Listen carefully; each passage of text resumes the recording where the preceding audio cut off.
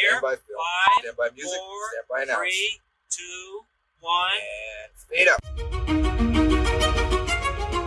All aboard! And a name on the front is a hell of a lot more important than the one on the back. Don't act like you're not impressed. Turn to page 394. How much you want to make a bet I can throw a football over the mountain? That is so fetch. Dodge, duck, dip, dive, and die. The power of the sun in the palm of my hand. Where's my super suit? Hey, fat lard, come get some dinner. I am not drinking any f***ing Merlot. And I'm gonna try to forget the fact that you're a girl. But dogs can look up. Oh, durga. You tell me when I saw this woman! This is the Polar Express. All right, well, welcome everyone to a brand new episode of 20 Years, 4 Beers. We are a podcast dedicated to rewatching movies from at least 2 decades ago, while simultaneously enjoying a minimum of 4 modern beers. My name is Steve, and this is my big brother, Tim. And we are coming to you from Minneapolis, Minnesota. In this episode, we will be rewatching our second Alexander Payne film, After About Schmidt, Dear Ndugu. And we will be covering 2004's Sideways. Before we start, though, we typically take a few moments to discuss any new movies or television that we have watched recently. Tim, I have a couple. You have a couple. What do you got? I'm going to do the bad ones first. Ooh, bad ones even. So, on Apple TV, disclaimer with an asterisk, with Cate Blanchett, Kevin Kline, seemingly come out of retirement, from amazing director Alfonso Cuarón.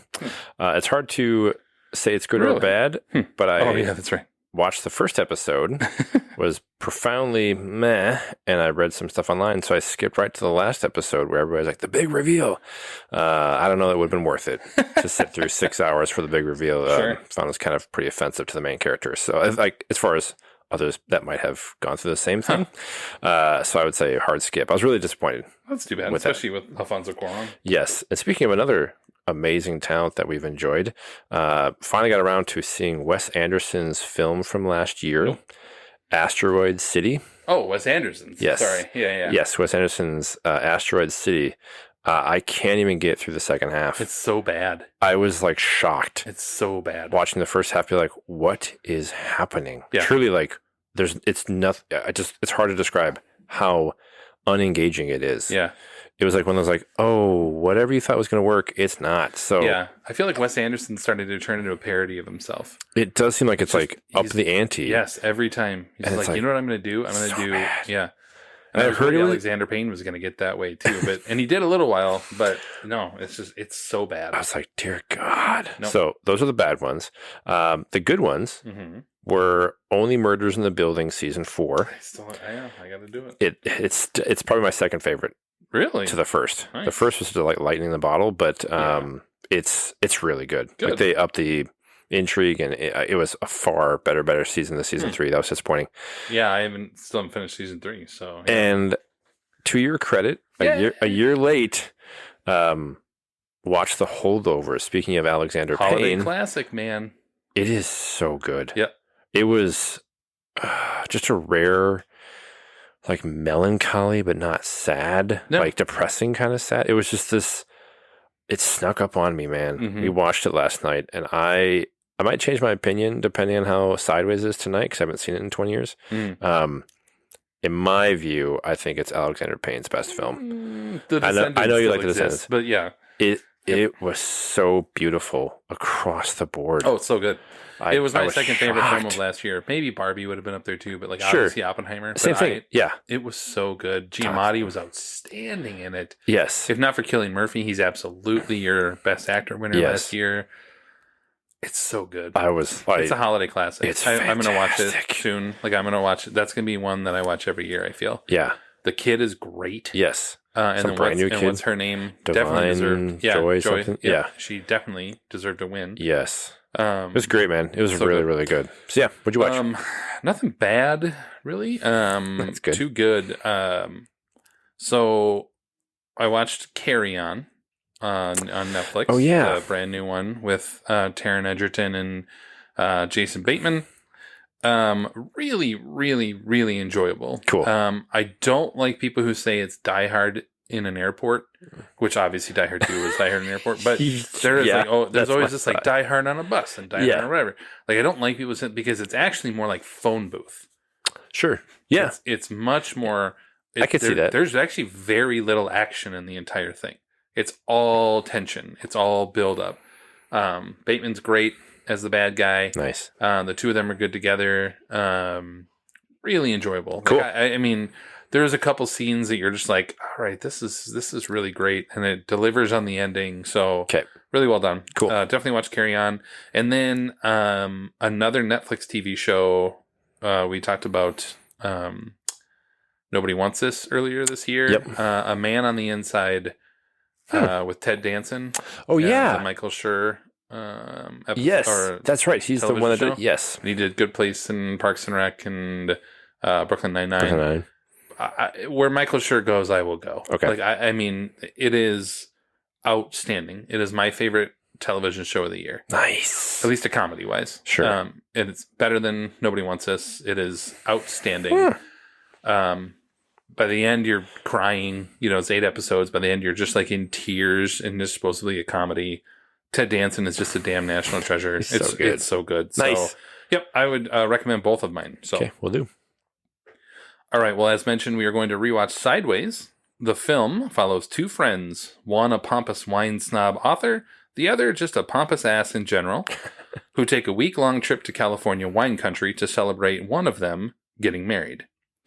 The men both struggle with their place in the world, and that manifests itself in many different and dark ways. The film is a semi-dark comedy from Alexander Payne and was a surprise indie hit from 2004. The film is directed by Alexander Payne, adapted from the book by Payne and Jim Taylor, and stars Paul Giamatti, Thomas Hayden Church, Virginia Madsen, and Sandra Oh. Do not sabotage me. If you want to be a fucking lightweight, then that's your call, but do not sabotage me. Oh, aye, Captain, you got it. And if they want to drink Merlot, we're drinking Merlot. No, if anybody orders Merlot, I'm leaving. I am not drinking any fucking Merlot! Okay, relax, Miles. If you guys were the inventors of Facebook, you'd have invented Facebook. This is a social network You don't have to be an intellectual property expert to understand the difference between right and wrong. where we take a look back at the critical and fan reception from 2 decades ago. Mark! As usual, Tim takes point on this, so take it away, Tim. You better lawyer up, asshole, because I'm not coming back for 30%. I'm coming back for everything. $1 billion. The IMDb rating is 7.5 out of 10. Moira McDonald, Machine's still on, Moira. From the Seattle Times, said Sideways is at once a literate comedy, a subtle examination of grown-up romance, and a touching study of friendship. Tom Long of Detroit News said Sideways is one of those rare films that's a bit too good to review. It strikes a unique tone, blends a bit of tall tale fun with everyday life, and hits every understated note perfectly. Roger Ebert gave it 4 out of 4. Yeah, that doesn't surprise me. I said, what happens during the film adds up to the best human comedy of the year because it's both funny and surprisingly moving. One of the story's lovely qualities is that all 4 main characters are necessary, and the plot is in service to the characters instead of limiting them through contrivance or false manipulation. The women, thankfully, are not plot conveniences, but elements in a complex romantic and even therapeutic process. Some terrible misunderstandings take place, tragedy grows confused with slapstick, yet happiness is distributed where needed and withheld where deserved. And at the end of the movie, we feel like seeing it again right away. Academy Awards that year was up for 5 nominations with 1 win. It was up for Best Directing for Payne, Best Picture, Best Supporting Actor for Thomas Hayden Church, Best Supporting Actress for, Virginia Madsen. I almost said Vanessa, that's not right. Virginia Madsen, and then 1 for, as you mentioned, Adapted Screenplay from Payne and Taylor. Yeah. It was the first film ever to win like the 5 major film critics awards for screenplay, the BAFTA, the Golden Globe, which is irrelevant, but it was still there. Sure. And then ultimately the Oscar. Like, it was the first film ever to like sweep through all the writing, everything, like on the critics and everything. Nice. So, as much as I don't particularly love this film, or at least I didn't. Sure. It was a well-written film, apparently. Apparently. We'll find out. Yep. All right. Well, there we go. We are going to pause and rewatch the movie. If you are so inclined, go right ahead and watch along with us. If not, we'll see you on the other side of this break. Here now is Sideways. Let me show you how this is done. First thing, hold the glass up and examine the wine against the light. You're looking for color and clarity. Just get a sense of it, okay? Okay. Thick, thin, watery, syrupy. Okay? Okay. All right. Now, tip it. What you're doing here is checking for color density as it thins out towards the rim. That's going to tell you how old it is, among other things. It's usually more important with reds. Okay? Okay. Now, stick your nose in it. Don't be shy. Really get your nose right in there, really. A little citrus. Maybe some strawberry. Passion fruit. And, oh, there's just like the faintest soupçon of like asparagus, and there's just a flutter of like a nutty Edam cheese. Wow. Strawberries, yeah. Good. Strawberries. Yeah. Not the cheese. Put your glass down. Get some air into it. Oxygenating it opens it up. It unlocks the aromas, the flavors. Very important. Smell again. That's what you do with every one of them. Wow. When do we drink? Now.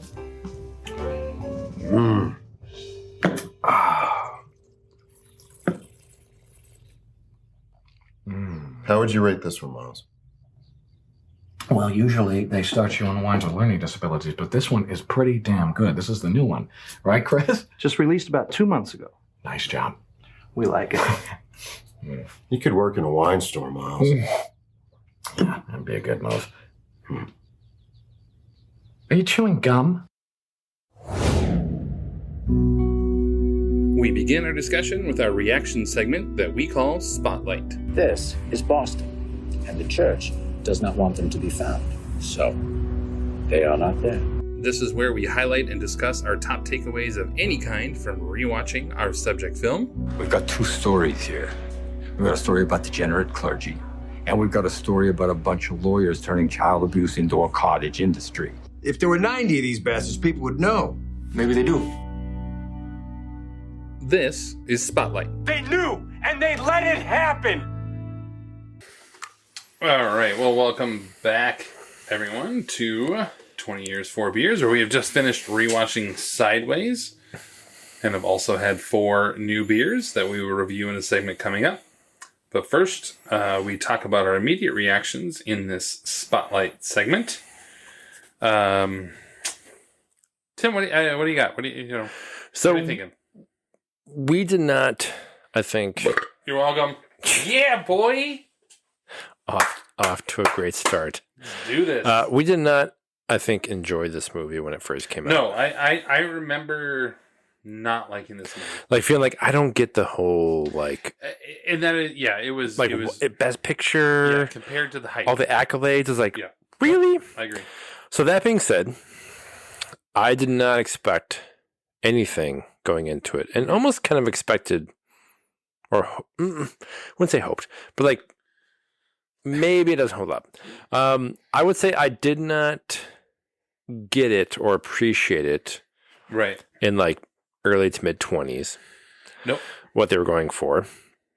Now at 45 has a different appreciation. So much like the movie about wine and that kind of thing. Yeah. There you go. Overall, I'm still kind of torn on it, sure. I would say. But it definitely was one that I'm happy we watched because one, it was up for Best Picture, but also like it hits different now. I agree.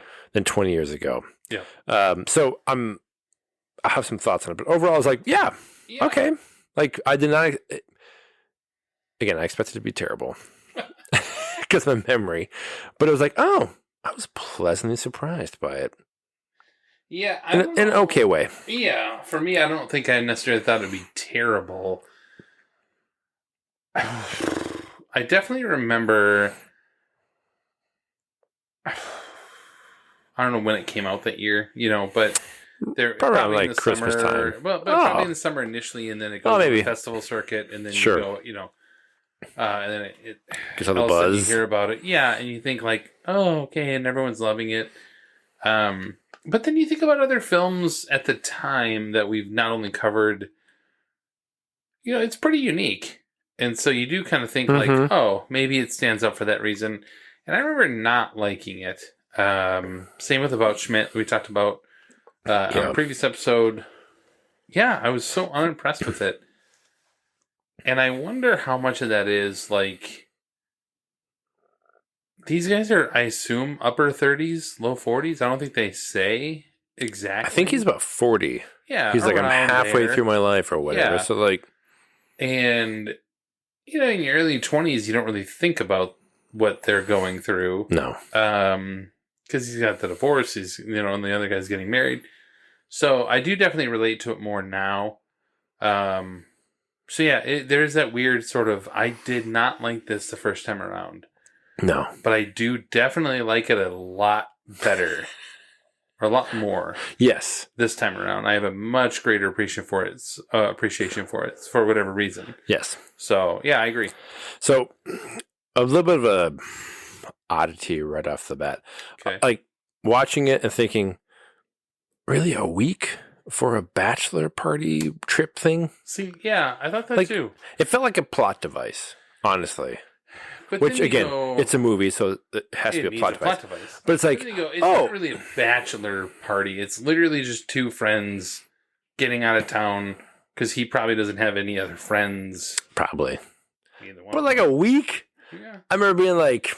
But they also did say, we've wanted to do this a long time, and maybe this is a last ditch, like before I get married. Sure.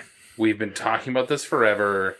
So now it's now or never. But it's like a funny thing of like, I agree. We've been talking about it forever and we have to do it now versus it's never going to happen. Right. But clearly the character of Jack has no interest in wine. It's not his jam. Right. He just likes booze. True. So it's like, I'm going to get away from my life and the demands of it and we'll go there. Right. But it's a weird thing to me of like, oh, you've been talking about, like clearly Miles has been the driving force. Right. Of this, and it's never got around to it. So maybe it's like a means to an end.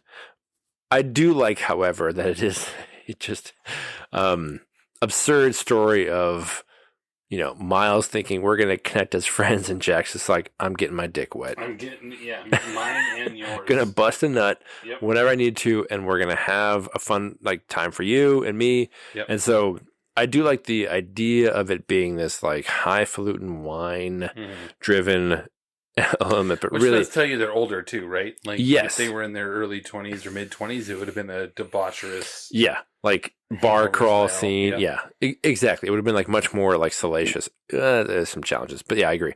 It's but it felt like we're using the week as a storytelling device. It has to. So it has I can work as with fast it. as Jack falls in love with Stephanie, yeah. It would have been even worse if it were over Like the course of a night or 2 True. nights. Like 2 nights in, he's like, "This is amazing." Yeah, exactly. Yeah. So, I was okay with the narrative structure with the whole week to go, but it works for the story they're trying to tell. Can't decide if I'm going to start with the good or the bad. Go with the bad. What's up with the music, man? Especially in the first half. The music is so weird. It's really odd. Like I don't even know how to describe it. It just feels just commercially, or it's just whatever they could find. That was just like elevator music. Like it is so dumb. Yeah, it is distractingly stupid. Yeah, I don't know why, but just.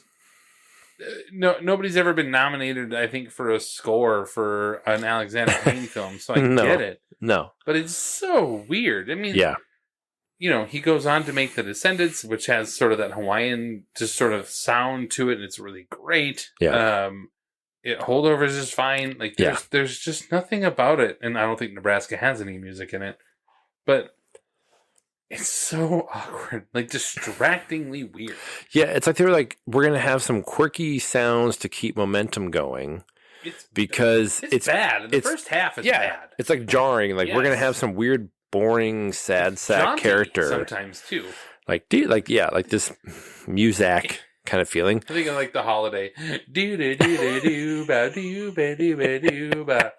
I don't know. It's so weird. Yeah, it's a little off-putting as far as like, what is the vibe? Yeah, I don't know what they're going for that. Yeah. I was first thing I was like, this music is terrible. It's terrible. So I do think it's a challenge I find with the film at large is, and I get what they're trying to go for, but like, it's hard to sustain a film with such a sad sack main character. Sure.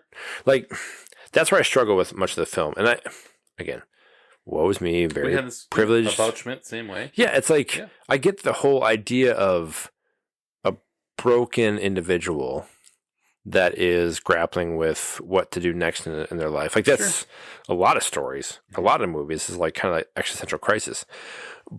But it's like watching it being like, Miles, you're just so blah. Yeah. And I feel like that's a challenge I find with the movie from like a longevity standpoint where, yes, I liked it more than I did 20 years ago. Mm-hmm. That being said, and weirdly enough, having just talked about at the beginning, the Holdovers, like you can have sad sack type of characters and still have it be compelling and interesting and really engaging. Yeah. And this, I just found Miles to be kind of insufferable at times. Sure. Yeah. He's like the Ted Mosby of the story. Or, you just have these main characters who are just sort of like... He totally is a you're like, okay, he's fine.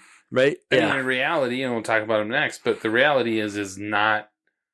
This story is not about... I mean, it is about Miles, but he does not really drive this. He's just sort of like the I'm there character. Now, Giamatti does a good job.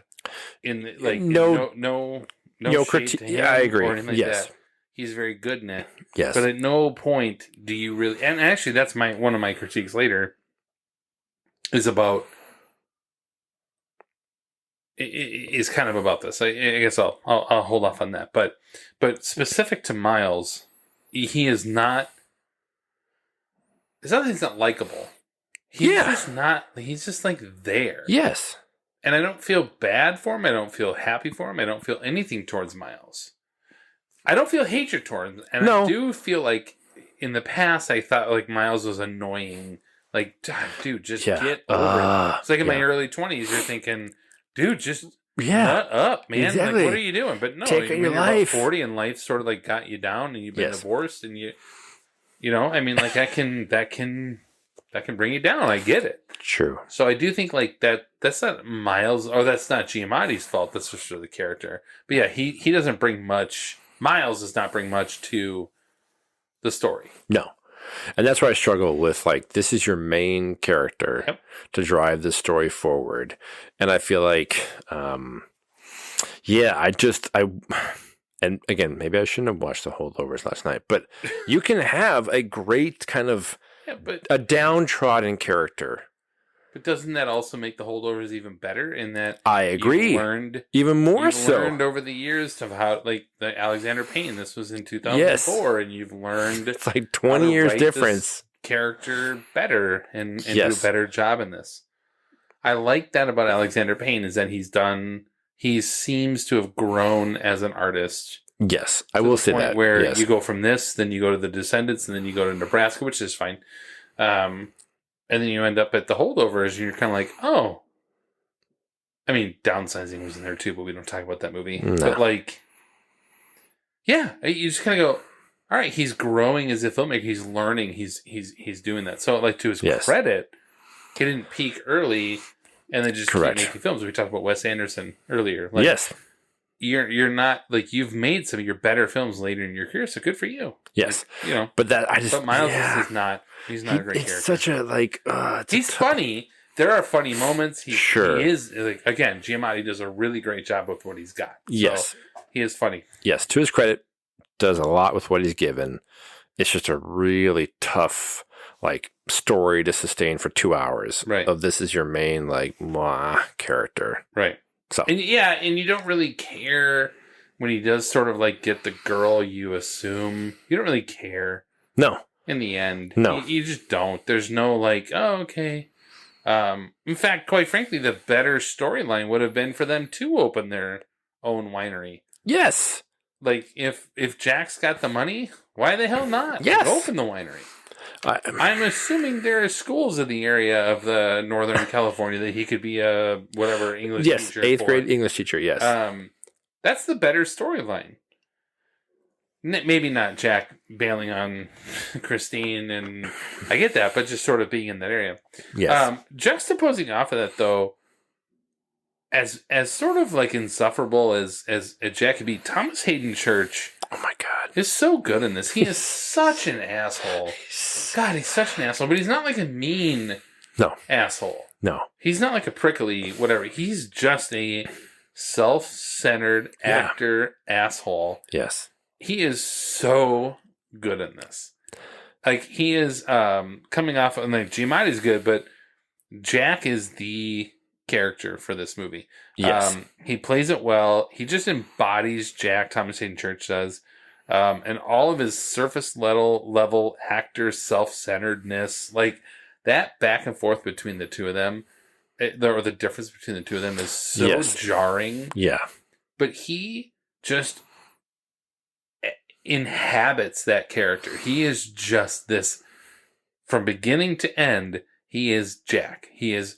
Yes. There's no change. And then even then when you get that great scene when he is naked in the bed and freaking out about losing Christine, you buy it. You go along with everything about Jack is so believable, even though he is sort of an irredeemable asshole. Correct. Who's using his 1 week of freedom to go cheat on his girlfriend / fiance. I don't know. I just, and maybe that was the point. Maybe you write Giamatti in such a way to make Jack look better. They're very different, which I'll talk about in a second. But coming off of Giamatti to that, Thomas Hayden Church is so great in this as Jack. He is so great in this. It is really a testament to his ability to make such an unlikable, awful human being likable. Yeah. We're laughing the whole way through at everything he says. He is an endearing a-hole. Because you think about exactly the polar opposites of these two characters, where on paper you go, there's no way that they would ever be connected like this. Right. And then you go, oh, a bit of a line later when it's we were freshman roommates in college. Yeah. And there's through random happenstance, we got together as roommates, and there's a bit of a connecting element to that.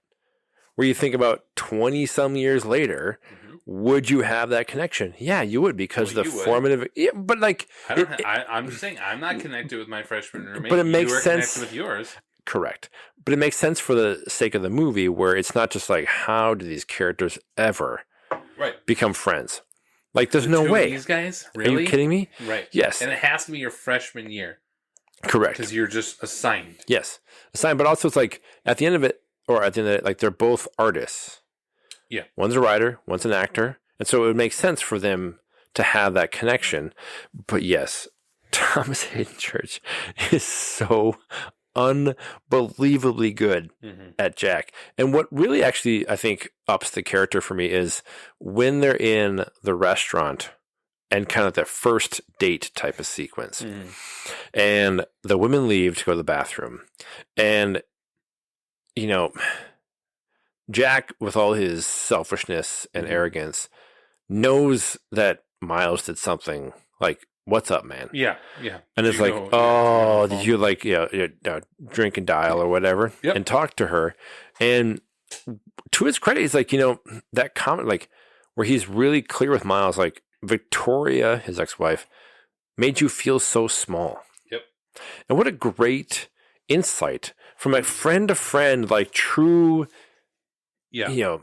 we are in this together type of thing. It's not earned if it's just this superficial bullshit. Truly, from like to what Miles says later to help him out. It's like, no, he knows what he was really like, Jack does, with Miles. I mean, like, your ex-wife, while you might be like, sulking over it, she was terrible to you. Yeah. Yeah. Or at least you were terrible. You were, whatever. Like, but like the way that she made you feel is of issue. Yeah. And that's what I think elevates the connection to the characters, where it's not just, we're using this for a funny device. Right. Ha ha ha. He's like an asshole. And like, but no, like, I get you as a human being. Yeah. And that's what works. That the two of them have known each other for this long. It's not a casual friendship. They are 20 years in ish to a relationship. They know each other. And it also shows that they care for each other. Yes. Like, it's so weird because you want to just say, like, you're so irredeemable. Yeah. But are you, though? Like, he is irredeemable. Full stop. But. Correct. At the same time, he is exactly who, like, he leaves his fiancée. Yeah. This was what they planned. This was his, like, I'm going to get this out of my system. This is my, like, I wanted to be with this person. This is the person I want to be with, but I'm going to get this last thing out of my system. Yeah. I'm going to use it as an excuse. There's some of that as, like, a grown adult I can kind of get behind, of saying, like, get the what if out of your system. Get all of that, And he just embraces that. So, yeah, Thomas Haden Church, man. Up until, I would say, he is great. I would say the only thing that's like kind of like the most irredeemable is with Stephanie and her daughter. Yeah. Like, although, isn't that Stephanie's fault? Like, I mean, you were a few days. Like, is that Jack's fault or is that Stephanie's fault? What was it, Jerry Maguire, when it's like, you don't, like, when he's like getting mad about, like, you don't go for the kid, like, don't ever have that thing. But even that was like weeks in. It wasn't like 2 days. Yes. So I just don't think like sure, it's easy. Like, I don't want to blame the woman here, but I am a little bit saying, like, sure, dude, you would never introduce. Yeah. Why would you have, like, as the single parent on this podcast, I would never introduce my kid. Yes. To a new person. Yeah, a couple of days in. 24 to 48 hours within. And then let them, like, hold you, put you to bed. Uncle Jack. Yes. What? Yeah. Like, there's a weird dynamic. Man. Super weird dynamic. Yeah. I mean, it's both. Don't get me wrong. He needs to know better, but dude. Yeah. It's like, but again, to the credit of the writing, but also to the performances, it's earned. It is.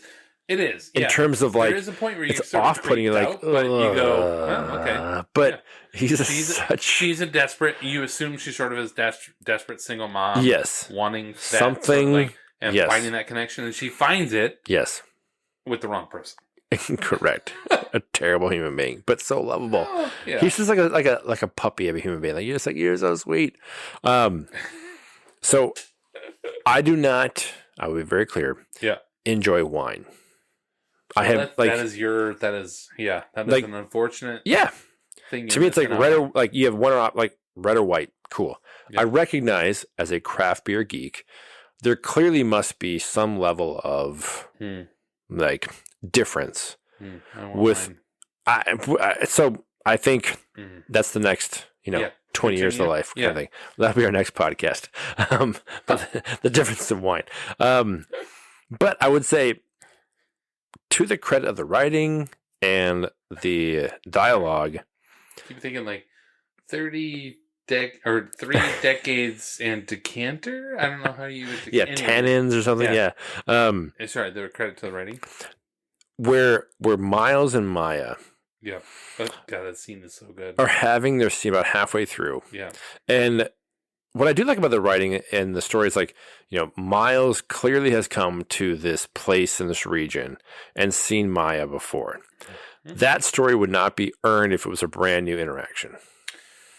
Yeah, I agree. Like a whole thing. Oh, so here's some brand new person. Jack finds this woman, yes. and then Miles finds them. Yeah, that some new, like new Lark, whatever. No, yep. It had to be something where Miles has seen this woman before, and there's a connection in some way, and there has to be a catalyst for this. So yeah, we're here for a week. Great, different sequence. But that sequence or that scene where they're talking in the porch about like what is about the types of grapes, and again, great writing where it's that's that's the best scene in this movie. It is the best scene of this film, and that's where I was like, I totally forgot about. Go so far as to say that's some of Payne's best writing. Sure, absolutely. And I Jim Taylor, again, we'll give credit.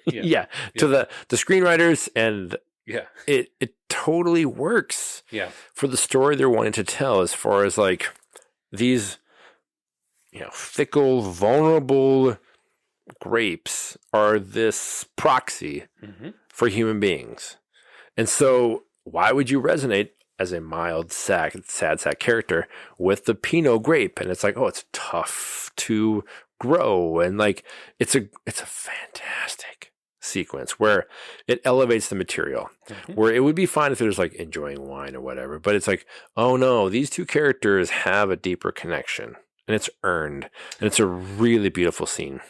Yeah, it's that's one of my points. It's just to say like Payne does such a good job of writing the difference between these two main characters in great form. Miles being the thin-skinned Pinot that needs the right circumstances and the right everything has to be perfect for them to thrive, to be perfect. Yes. And Miles is just waiting and praying for the right circumstance, versus Jack, who is the Cabernet, who's just can do he can grow anywhere and in any situation and just be fine and do whatever, and it's just sort of like, but in his voice, in the writing, he's jealous of, like, to a certain extent, he seems jealous of the Cab. Like, yeah, this guy can do whatever he wants in any situation. Look at him. He can go and bang whoever he wants and find whoever he wants, and I have to just sit here as this thin-skinned grape who's just waiting for the right situation. It makes total sense. And then he's saying this in a vulnerability standpoint to Virginia Madsen, Maya, and she understands this, and she sort of has this like calming touch and sort of, what do I like about wine, and her just sort of like love of wine, and he just connects to that. That scene is so good. The writing is outstanding. I did not think, I remember back in the day being like, really? Sideways was, adapted screenplay? Yeah, I can see it. It is, I haven't read the book, obviously, and I think there is, actually, I know there's a second book. Really well done. That sort of like play off of each other. They find, and even from a filmmaking standpoint, you have an actor who portrays that on both sides. You have very different actors portraying. Sure. And so for Giamatti, and as much as like Miles is kind of a meh character, he really does embrace that and really does embody that. So it's really well done from a writing and a filmmaking standpoint. And I am a wine drinker, and I love wine. I want wine right now. It's really well done. And it's just a great way to show the like first levels of vulnerability for these characters, where they're exposing a bit of themselves to each other. And so, prior to that, it's like, oh, it's fun. Like, Jack's being like, oh, she doesn't wear a rock. She's definitely single or whatever it is. And then, they're talking about, oh, we're both divorced and what that was like for us. And, our friends on the side are getting some ass. Ha ha ha. It's super awkward for them. Yeah. But it's like, that's not what they're there for. They're there for, again, the deeper connection, the vulnerability. It's a beautiful scene. So fantastic. And followed up then by when they're leaving, And she's like, I'm heading out. And he's like, oh, you want to read my book? What a, like, it's rare. It's a great ability of writers to have like humor in absurd things where it's like, I'm going to give you my shoebox of a story. Hold up. And I give a second. Hang on a second. Yep. It's just... But even early on, he says, oh, everything after page 750 is not changed. Yes.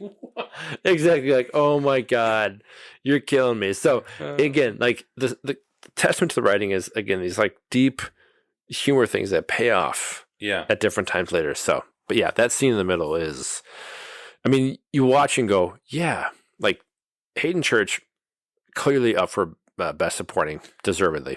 Yeah. So great. Yeah. And Giamatti was not up for best actor in this. No. He was actually it was the only film of the top 5 that did not have a best actor nominee. Yeah. But Virginia Madsen, like that scene, she you go, does a great God, job. Yeah. She's good. I agree. It's like, this human character where I'm just a waitress, but trying to get, finish my degree and all these things. And it could have been, and to Ebert's review earlier, like both female characters like serve the story well. It's not just like this, oh God, here we go, some dumb bullshit type of thing. It's a great sequence. Yeah, I agree. I think, although I will sort of say that Sandra Oh, while being good in what she has, there's not much, like it sort of is packaged as this top 4 performances. Yeah. And I don't see it that way. I think all 4 performances are very good. Sure. But Sandra Oh, while being good, is kind of like, the writing isn't necessarily there for her, that character. Yeah. I mean, to me, Hayden Church and Virginia Madsen are obviously the like sort of the 1 and 2. And Giamatti's good because he's got more. He's solid. But, and again, not that Sandra Oh's bad by any means. It's that character isn't necessarily fleshed out. And as a parent, you do sort of say like, yeesh. Yeah. Yeesh. You might want to keep Sienna, bit of a yeesh, your daughter, out of the way. Right, exactly. I mean, like that seems a little like we're going bowling on her part. Like I feel bad for her that she was lied to, but at the same time, she also dropped the kid pretty quick in here. Like, yeah. So I don't know. I think it's really, to me, the top 2. Like, I agree. I don't have much else. I will say, like, coming off of that, the characters are way more likable than I remember. I feel like I thought they were irredeemable. I think we even talked about that. Like, and I hate movies that have sort of characters that you go, boy, you're just, there's nothing about you that I care about. Yeah. And all 4 have their flaws, and I think that's where they do a good job here. Man, Jack is such an asshole, but at the same time, they do a great job of giving me Jack's reasons for what he's doing. Yeah. Right? True. Like, it's not just Jack's just trying to put it wherever he can put it. Yeah. It's that Jack's trying to put it wherever he could put it before moving on with his life or whatever. So I will just say, like, I still don't think they are relatable, but I do think they are more likable than I remember. It's a great qualifier. Right. Yeah. I can't relate to any of them to where I sort of empathize with them. And at no point in this movie are you, like, we talked about Holdovers or Descendants, which are, in my view, his best 2 films. True. I empathize with these characters. I relate to these characters. I feel for these characters. I am like crying for these characters, whatever it is. In this movie, you're kind of like, I got nothing for these characters. Yeah, but I can relate to them. Sure. I just cannot like them or feel like that empathy, and I can't like. No, the verse. Touch with them. Vice versa. Like, I agree. There's a universality to the other films he's had in the experience of like a grieving widower and this, I mean, even Professor About Schmidt, I related more with About Schmidt than I did with anybody in this. Yeah. And I agree. There's a likability to them because they are wounded in a different way. But I agree. It's like, really, this is not relatable. Like they, are going to take a week off. Just go golfing. And I I mean, like, pay no attention to the whole fact of, like, Miles stops by his mom's place under the guise of, here's a holiday, like, or a birthday thing. Yeah. I'm going to sneak upstairs and steal money from you. It's like, dear God, you're a terrible. And she's like, do you need money? Well, no, I stole money from you. Like, No, I already it's just took like, yeah, the beginning 30 minutes is pretty rough. Like, yes. It does take it's a like, while. what is this going about? Like, what are they trying to accomplish here? So I agree. Like, it's a slow build up. It works. And it's an enjoyable film that I did not expect to have it be, this pleasant. The only thing I will really say I did not like is the ending. I don't like the, we're going to knock on, who knows, like this pensive, what might happen, and we're going to leave you there. That's like, really? I didn't know she was home. It's just like, it's just like, I can't. If she opens the door and you can get a reaction from her face or something. Or then you something. Go, oh, okay. All right.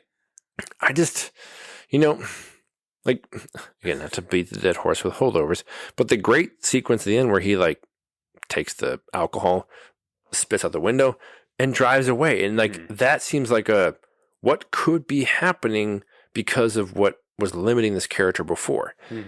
This is just like, I'm coming back, heart in hand, whatever it might be. I loved your voicemail. Thanks. Like, I was like, I because I'd become invested at that point. Yeah. And it felt like a cop-out to me. As far as like, I did not like the ending at all. I was like, God, that sucks. I don't know that I could say what would be different would be better, but it's like, at least, yes, maybe have her look through the window and have like a thing of like a smile, or I don't know what, like something like, oh, I just think that the knock, leave, done. Yeah. Don't like it. I mean, I guess you could go, if you want to go the romantic way, maybe she opens it and you see her reaction. If you want to go the sort of holdovers way, maybe he hears her message and says, like, I am a good writer and she served a purpose and I no longer need this in my life and now I can move on with what I want to do. And he never even goes up there. Right. But the other thing, like, they make this big deal about this bottle of wine that he owns. Yes. And at no point, like, it'd be different if he had taken that bottle of wine and brought it to her and saying, here's this celebratory thing. If they go out of their way to make this wine from 61 this big thing. And it's never... No. It's never... There is no, sort of delivery off of this. There's no, it doesn't come to fruition. Drinks at a freaking like fast food place. Right. I just, that's where I was like, if he had walked up the stairs with that wine and knocked or whatever. True. There's all kinds It's a of great things thing. You could have just said, I don't know. They went out of their way to make the big freaking deal about that wine. Especially her reaction of like, you have this? You have this? Yes. No, it was just. To be like, oh, or even he sends it to her as a like, thanks. Thank you. And thank you for being this person for me. And she opens up this package and she's home and he's not there or whatever it is. Yes. There's all kinds of ways. If you want to be pensive, you can do that in a different way. Where like this just knocks on it and the camera pans down and the bottle's been left. Or whatever. Or if he leaves, I agree. Like he brings it there, leaves the bottle for her. Like, this meant a lot to me. Thank you for this. Like, I did not like the ending. Yeah, it was very sort of like, let's just finish. Yes. I don't know. I struggle with it. So. But it's better than we thought. So correct. Right, do you have anything else? That's it. All right, me too. I'm going up there. I'm going to try it. I'm going to let the jury decide. As we close out our spotlight segment, we come to our final takes called The Verdict. If we are to have faith and justice, we need only to believe in ourselves.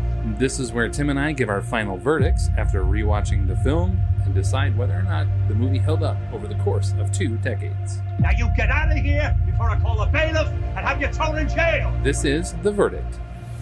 I said to hell with it, to hell with me. Yep. All right. So, like a fine wine, sometimes a movie can take some time to age into appreciation, and for me, Sideways is no different. I did not particularly like the movie the first time around, not really realizing what the hype was about. 20 years on, I do have a different view of it and a much greater appreciation, perhaps because I'm now about the age of our main characters in the film.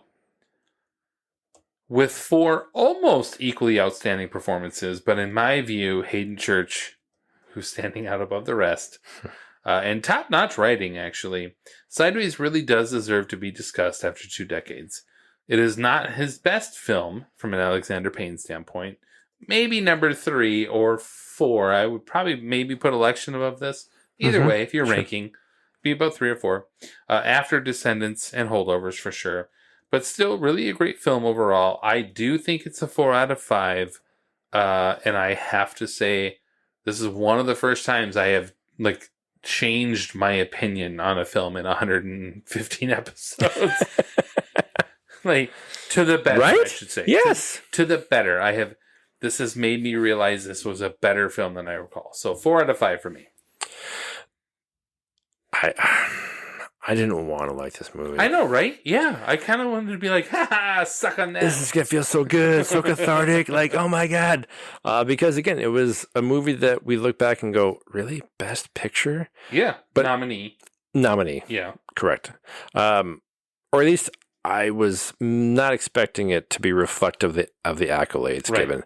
But dang it, if this one didn't sneak up on me.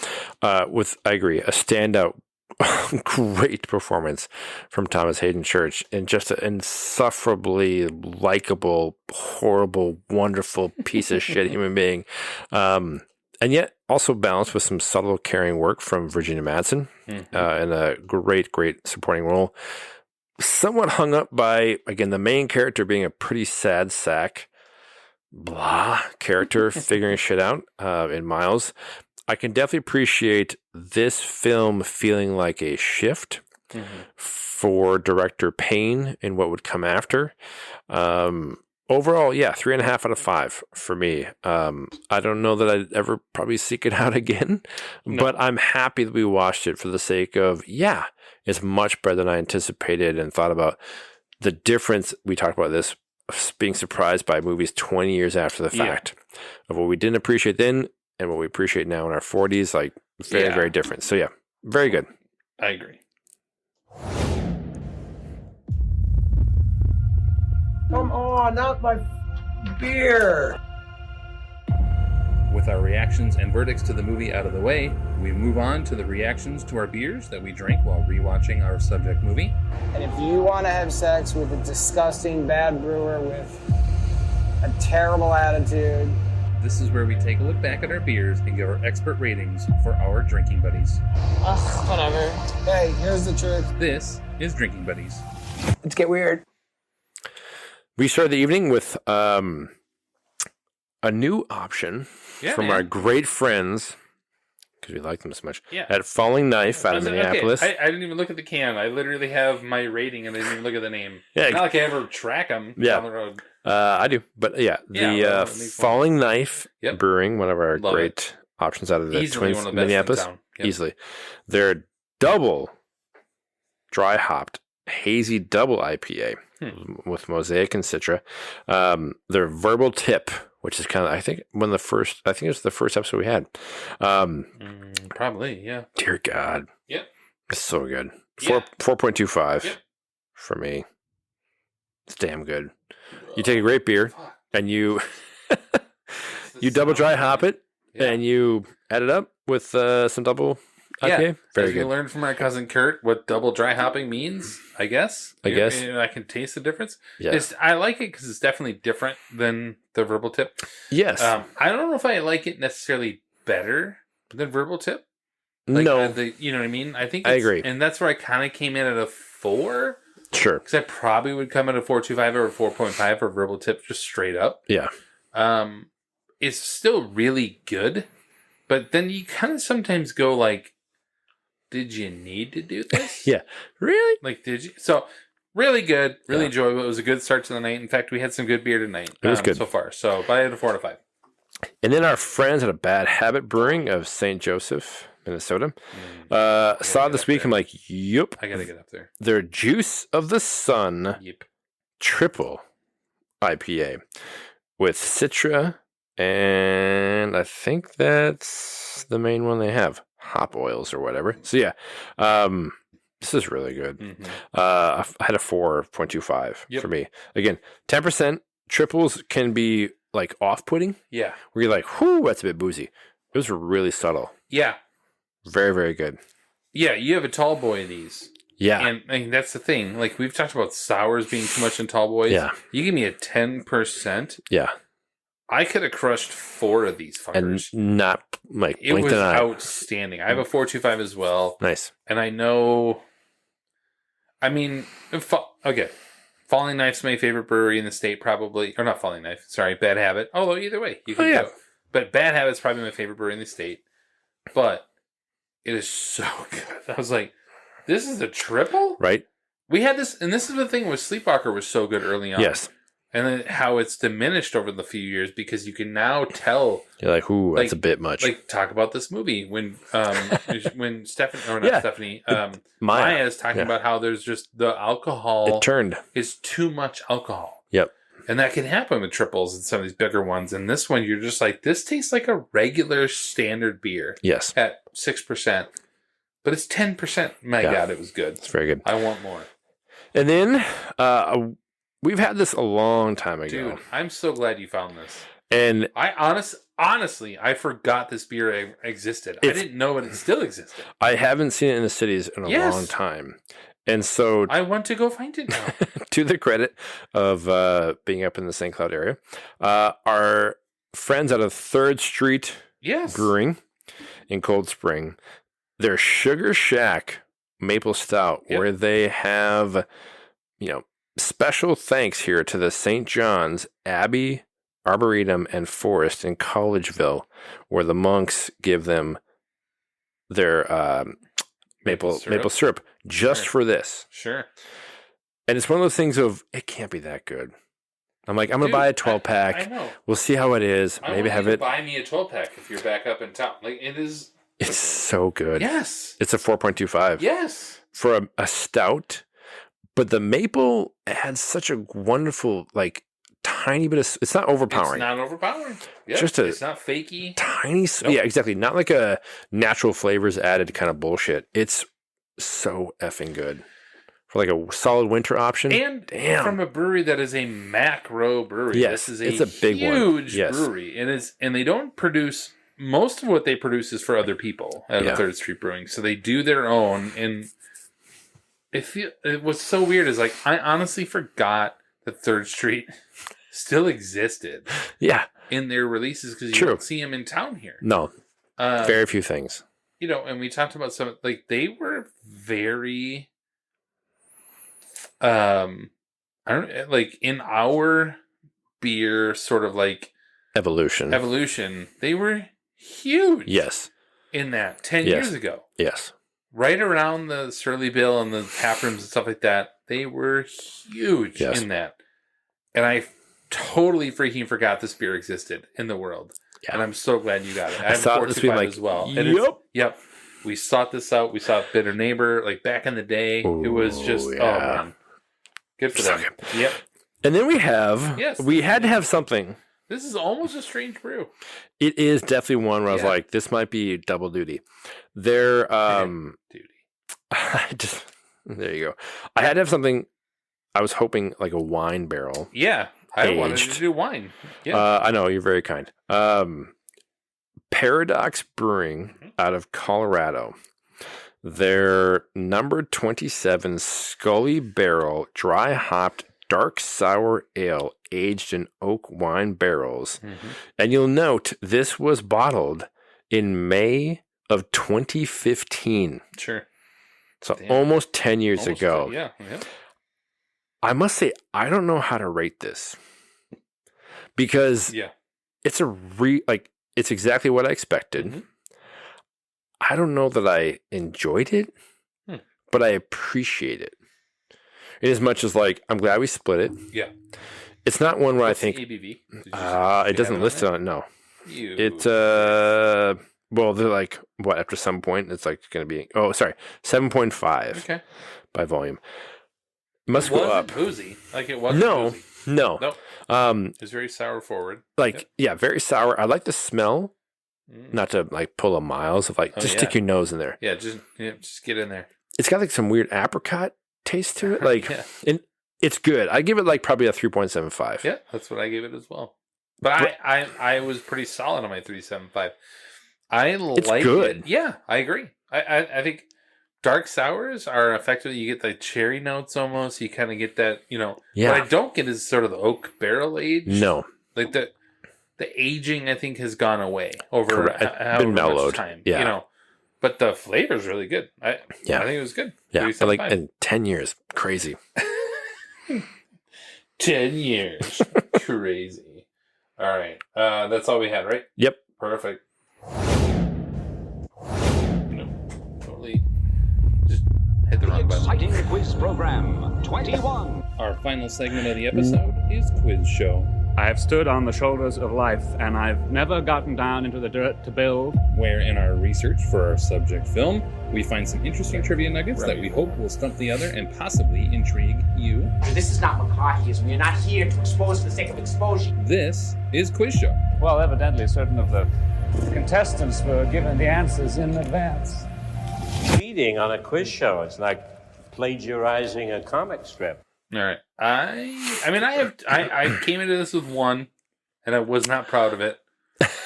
And I'm not even proud of the second one that I did. So, no, just wait for Polar Express, folks. I like 2 or maybe 3. We'll see. I don't even know. Go ahead.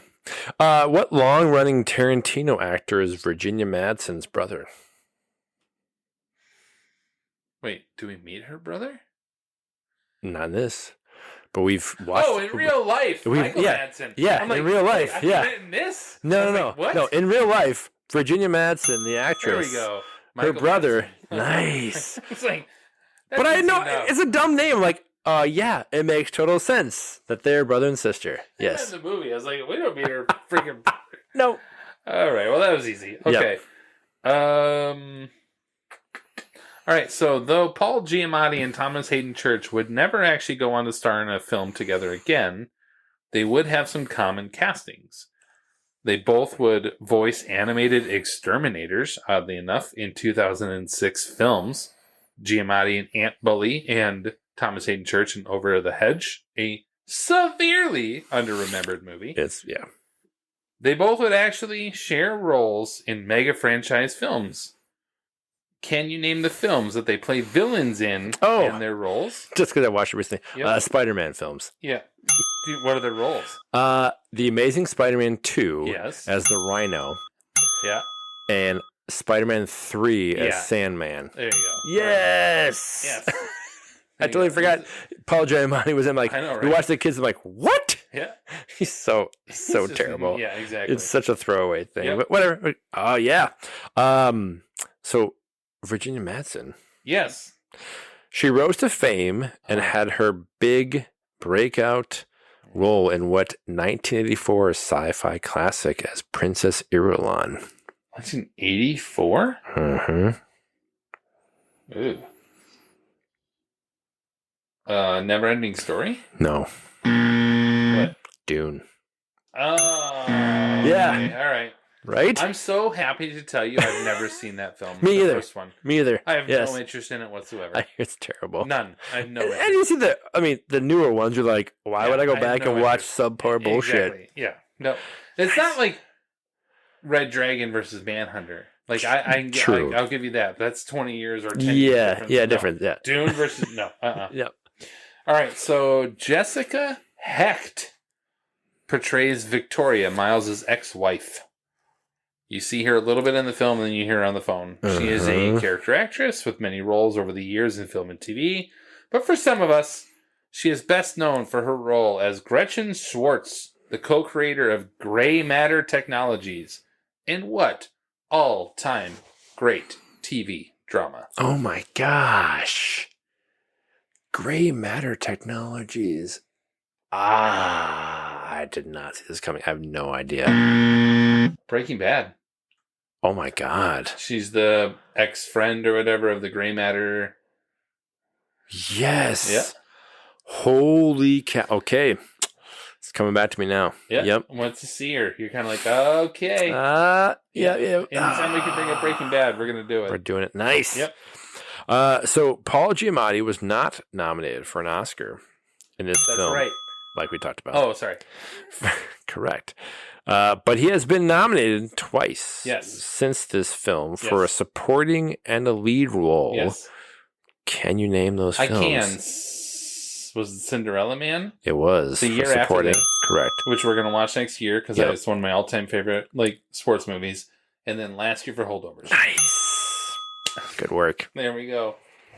We're good? Yep. All right, so that brings us to the end of the episode. Be sure to find all of our previous episodes on your favorite streaming platforms. And watch out for upcoming episodes on... I can't remember what we're going to do next. What are we going to do? We got... Polar Express. Well, Polar Express is the happy hour, and the $1 Million Baby and the end of the year is where we're at, right? Yep. Okay, there you go. Yeah. We got there. Ding. Find us on the web via the metaverse at Facebook, Instagram, and Threads, and head to 20years4beers.com for more info. And we want to say thank you for taking the time for listening and for clicking that like or subscribe button on your devices. This has been 20 Years 4 Beers. My name is Steve. I'm Tim. And thanks for listening. Thanks. I think... You're welcome. Yeah, boy! Off to a great start. Let's do this. And just an insufferably likable, horrible, wonderful piece of shit human being.